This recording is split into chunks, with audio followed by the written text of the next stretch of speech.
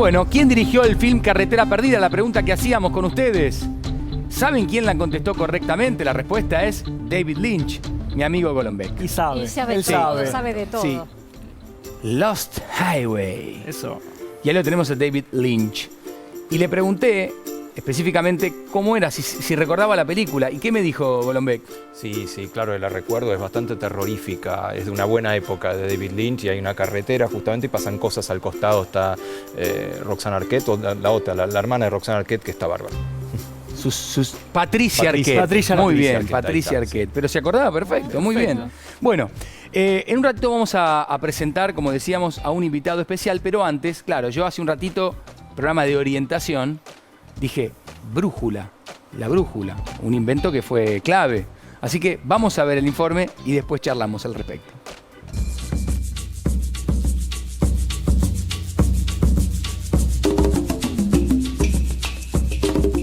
¿Cuándo se fabricaron las primeras brújulas? Las primeras brújulas se inventaron en China, aproximadamente en el siglo IX. Sin embargo, hay indicios de que los olmecas, la gran civilización que pobló el Golfo de México entre el año 1200 y el 400 a.C., ya habían descubierto y usado una brújula de magnetita desde antes del año 1000 a.C. La brújula china era de fabricación sencilla. Consistía en hacer flotar una aguja imantada sobre un recipiente con agua.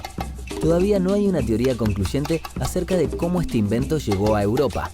Una posibilidad es que haya ido desde China hasta Medio Oriente a través de la ruta de la seda y luego a Europa. Otra teoría sostiene que pasó de China directo a Europa y luego al Medio Oriente.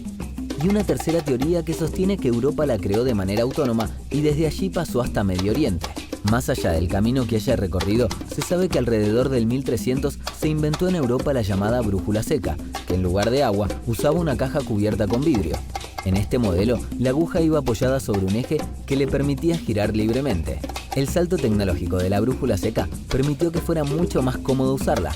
Este pequeño invento revolucionó la historia de la navegación. Apareció la brújula, después, mucho más cerca en el tiempo, el GPS para orientarnos, para saber dónde estamos. Y a propósito del GPS, recién Manano, nuestro director, me cuenta, me pareció fantástico, porque cómo lo ilustra, me dice, un amigo le dice al otro, escuchame, ¿vos manejás con GPS? No. Ah, no sabes lo que te perdés. Excelente. Manano, te felicito, es un excelente chiste. Muy bueno, muy, aparte bien colocado. Excelente. Muy, bueno, aparece la brújula, tenemos el GPS, pero lo que yo quiero saber es qué pasaba en la antigüedad, cómo te orientabas antes de la brújula. ¿Las estrellas quizás?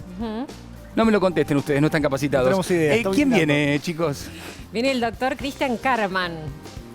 Es licenciado en Filosofía por la Universidad Católica Argentina y es doctor en Filosofía por la Universidad Nacional de Quilmes. Es investigador adjunto de CONICET e investigador docente adjunto ordinario de la Universidad Nacional de Quilmes y actualmente es secretario de la Comisión de Historia de la Astronomía Antigua y Medieval de la Unión Internacional de Historia y Filosofía de la Ciencia. Astronomía antigua y medieval. Ay, bienvenido, Cristian. Muchas gracias. Entre tantas cosas que veíamos en el currículum, pero eso me interesa puntualmente porque estamos hablando de la orientación y digo, ¿cómo hacían en aquel momento? Bueno, mira, en principio no es tan difícil. Si vos conocés las estrellas y tenés como un mapa de estrellas en tu cabeza o escrito, no es tan difícil ubicarse. Imagínate, no sé, que estás en un estadio de fútbol techado y, qué sé yo, hay tanto pasto que vos no te podés orientar en el campo. Lo que podés hacer es mirar para arriba. Si hubiera una gigantografía, no sé, con la selección argentina, vos decís, bueno, lo que tengo justo acá arriba es el pie de Messi, por lo tanto sé más o menos dónde estoy ubicado. Si quiero ir a la cabeza del arquero, el que sea, decís, tengo que ir para aquel lado. Entonces, si vos tenés en un papel el mapa de estrellas, vos perfectamente te podés ubicar sabiendo qué estrellas tenés en tu cabeza. No es tan fácil por dos razones. Primero, porque ese mapa va girando, o sea, las estrellas se van moviendo. Entonces vos tenés que conocer el movimiento y tenés que saber en qué hora estás y entonces cómo estaría ese mapa ubicado. Pero es un movimiento muy, muy regular y entonces vos podés más o menos saber a qué hora estás y ubicarte perfectamente. ¿Tomaban como referencia estrellas, el sol, la luna? ¿Qué se tomaba como referencia puntual o todo esto? Bueno, para la ubicación espacial, en general son más cómodas las estrellas, porque el sol y la luna se van moviendo, claro, incluso respecto de las estrellas. Entonces el mapa de estrellas se va moviendo, pero todo junto, entonces es más fácil ubicarse. Pero para la ubicación temporal, en general es mucho más útil el Sol y la Luna, que es un tema fascinante de la antigüedad, que es cómo te orientás en el tiempo, ¿no? Y para eso tenían calendarios, ¿no? Y así como Diego contaba hace un rato que el reloj interno está un poco desincronizado respecto de la luz solar, también había que lograr que los calendarios que vos armaras estuvieran absolutamente ajustados con lo que vos veías en el cielo. Digamos, si vos querés armar un calendario, lo primero que buscás es algún movimiento regular, periódico y lo suficientemente global como para que lo puedan ver todos. Y ahí no te queda otra que mirar para arriba. Cristian, Entonces, ¿y cuán preciso era en ese momento, ¿no?, la percepción del tiempo y del espacio, de llegar a un lugar? Mira, la percepción del tiempo podía ser muy, muy precisa. Dependía del instrumento que vos tenías y dependía de qué es lo que querías medir, ¿no? Una cosa es medir la hora del día, otra cosa es medir el día del año o el día del mes en el que vos estás. Para la hora del día se usaban estos relojes solares y depende digamos, qué tan preciso había sido hecho, vos podías lograr muchísima precisión. Pero además tenían otro tipo de medidas. Por ejemplo, ellos tenían lo que se llaman horas estacionales, que es, ellos dividían la noche y el día en 12 horas, en 12 fragmentos, y eso se llamaban horas. Entonces, si la noche era más larga en invierno, por ejemplo, igual había 12 horas de noche, pero las horas eran más largas. Ah, ¿no? como la acomodaban. Claro. Esa a Entonces, voluntad. Bueno, no era voluntad, dependía de las estaciones, pero era mucho más complicado, porque entonces, si vos estabas en verano, las horas de día eran más largas y de noche más cortas, si estabas en invierno era exactamente al revés. Entonces tal vez si laburabas de día, en verano laburabas más horas, más tiempo, no más horas, y en invierno laburabas menos horas. Cristian, me imagino que obviamente estos métodos, por ejemplo, para orientarse mirando las estrellas, hoy no se usan, porque creo que podemos usar GPS, ¿no? El que decíamos antes. Pero, a ver, es muy difícil hacer eso. ¿Yo podría eventualmente estudiar las estrellas y realmente orientarme si estoy en un campo? Sí, la verdad que no es para nada, no es difícil. No, vos tenés que conocer algunas estrellas, es más o menos lo que decía hace un rato. Si vos conocés más o menos el mapa, enseguida reconoces cómo está ubicado y a partir de ahí podés ubicarte perfectamente. No es para nada difícil. Bueno, no es para nada difícil, hay que conocer ese mapa. Hay que conocer de las ese mapa, estrellas, que ¿no? por supuesto son puntitos sueltos, pero por eso en la antigüedad también tenían las constelaciones y los dibujos que iban armando con las estrellas, entonces más o menos lo reconocen. Si vos te pasás las noches mirando las estrellas y no internet, y bueno, a la larga terminás conociendo el mapa de estrellas. Claro. Hoy ¿Lo tengo un intentó Golombek, por ejemplo, guiarse por las estrellas en algún momento de su vida? Nunca, ¿no? No, nunca lo intenté. Y Emilio tampoco. No, yo sí tengo para agregar una cosa, que es que el gran problema de la navegación cuando uno quiere mirar las estrellas son las nubes, porque puede haber noches nubladas, puede haber semanas nubladas, puede haber meses nublados y uno no sabe dónde está. Entonces los navegadores también diseñaron otras maneras alternativas de ubicarse que tienen que ver justamente con poder saber en qué dirección uno se mueve y a qué velocidad uno se mueve. Y volvemos a lo que hace nuestro cerebro, porque justamente también nuestro cerebro trata de agregar otras posibles maneras de orientarse, que son justamente calcular la dirección y la velocidad de los movimientos. Yo siempre pienso en las estrellas, ¿no? Los astrónomos, pero también está la cuestión de los vientos, ¿no? Como la gente del campo que dice, bueno, si es viento norte o viento oeste, digamos, ¿eso no estaba contemplado en la antigüedad? Sí, en la antigüedad además todos los fenómenos atmosféricos estaban asociados a los astronómicos. O sea, había como, se llamaban parapegmas, que eran como calendarios estelares, pero que también tenían referencias atmosféricas. Por ejemplo, en esta época del año tal estrella está apareciendo por el este y vamos a tener tales vientos. O en esta época del año se está poniendo tal estrella y viene una peste o viene mucho calor. Que puede parecer un poco ingenuo tal vez asociar fenómenos atmosféricos con astronómicos, con estrellas. Pero por ejemplo nosotros tenemos la tormenta de Santa Rosa, en la que identificamos una tormenta, que es un fenómeno absolutamente atmosférico, con una fiesta religiosa y puntualmente con una época del año, ¿no? Recién cuando estabas hablando, Emi, me acordaba que el martes pasado hablamos a propósito de las estrellas y de los navegantes del Titanic, ¿no? De la tragedia que sucedió, y decían que también esa noche no había luna. Entonces la visibilidad era menor, que también pudo haber tenido relación con lo que pasó. Pero bueno, un detalle, porque para aislar un programa con otro, ¿eh? Como dice Pancho, todo tiene que ver con todo. Sí, con Mariano Rivas, que estuvo el martes con nosotros. Bueno, podemos ir al experimento, ¿no? Le digo a Mariana, nuestra productora, a ver si me dice Martina, porque dice no me nombres, Martina es, ¿no? Martina, perfecto. Aristarco de Samos. Quiero saber cómo él calculó la distancia al Sol, ¿verdad? Exacto. Entre la Tierra, el Sol y la Luna. Ahora, ¿cómo lo hizo? Bueno, esa es la genialidad de Aristarco de Samos.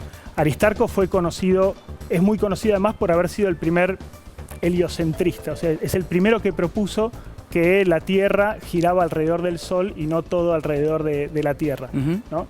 Pero no se conserva ninguna obra que hable de eso, pero sí se conserva una obrita muy cortita en la que él calcula la distancia que hay de la Tierra al Sol y de la Tierra a la Luna.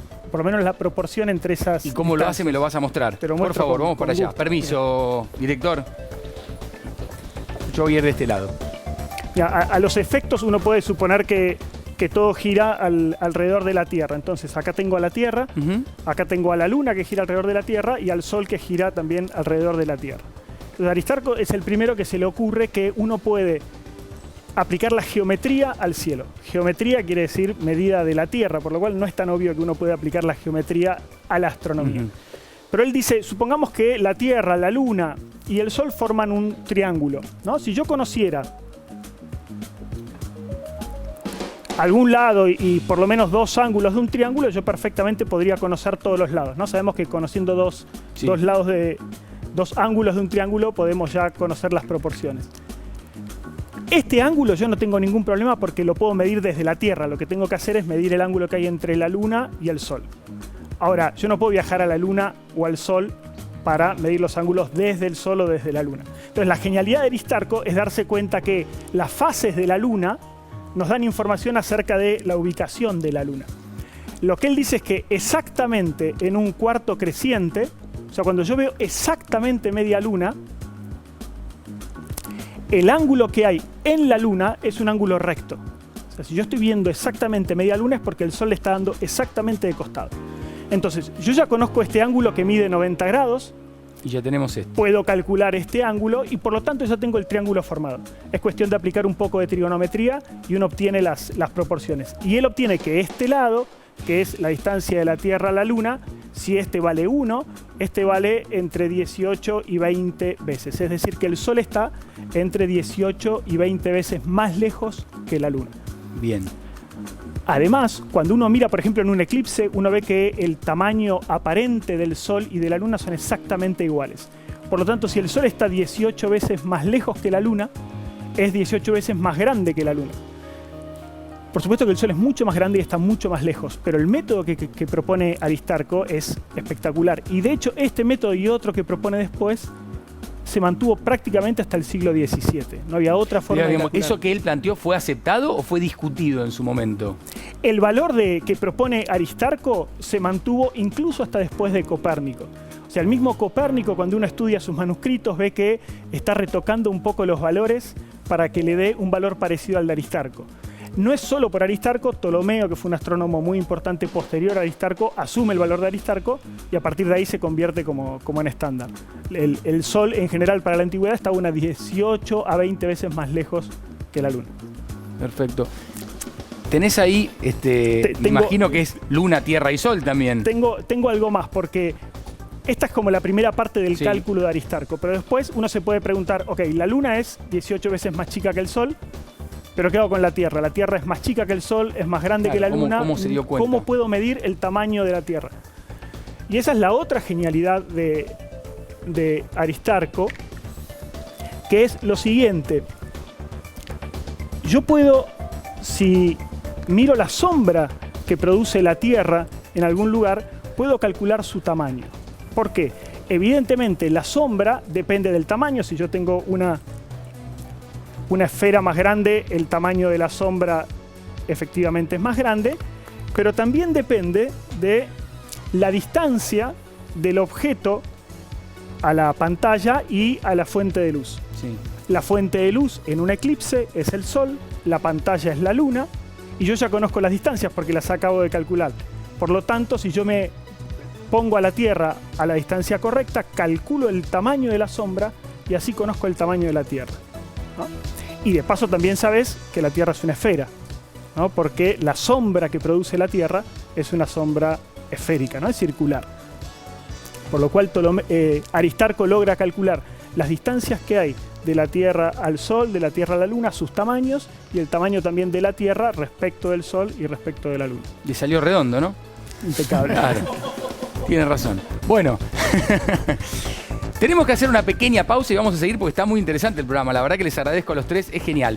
Pero nos vamos a ir con un detalle que tiene que ver con Perdidos. ¿Se acuerdan de la...? Nos gusta mucho el cine, está claro. Perdidos en Tokio, ¿se acuerdan? Sí, claro. Esa película. Claro. Bueno, en realidad están perdidos, pero también se encuentran porque hay una relación de amor. Nos vamos a la pausa con esto, ya venimos.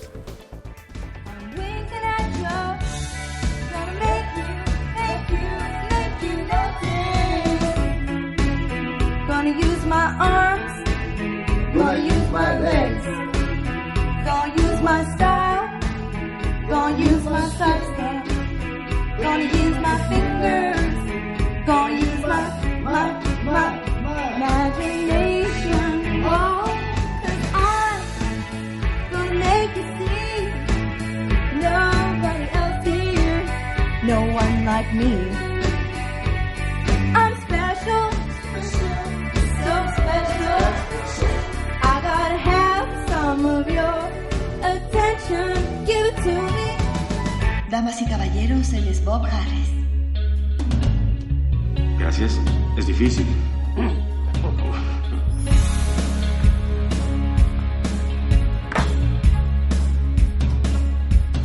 I could feel at the time there was no way of knowing.